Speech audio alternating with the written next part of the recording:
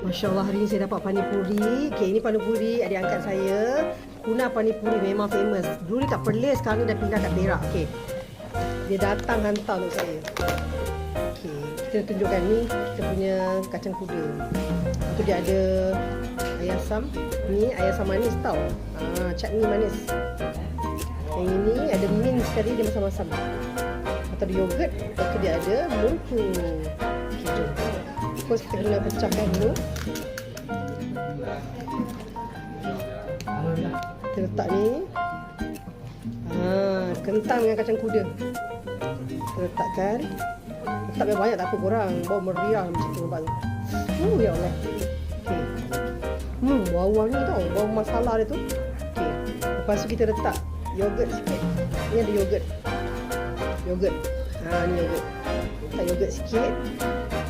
Yogurt. Lepas tu kita letak ni hijau ni.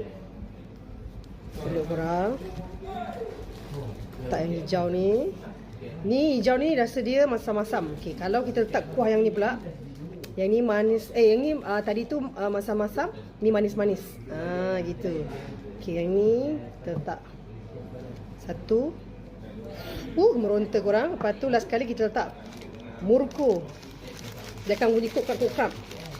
Okay, saya akan makan dan saya akan komenkan. Okay, panipuri kuna. Bismillahirrahmanirrahim.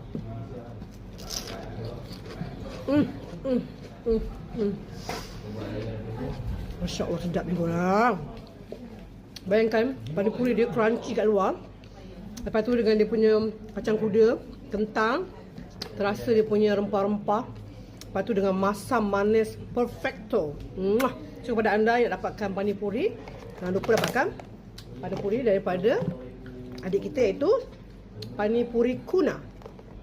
Terbaik.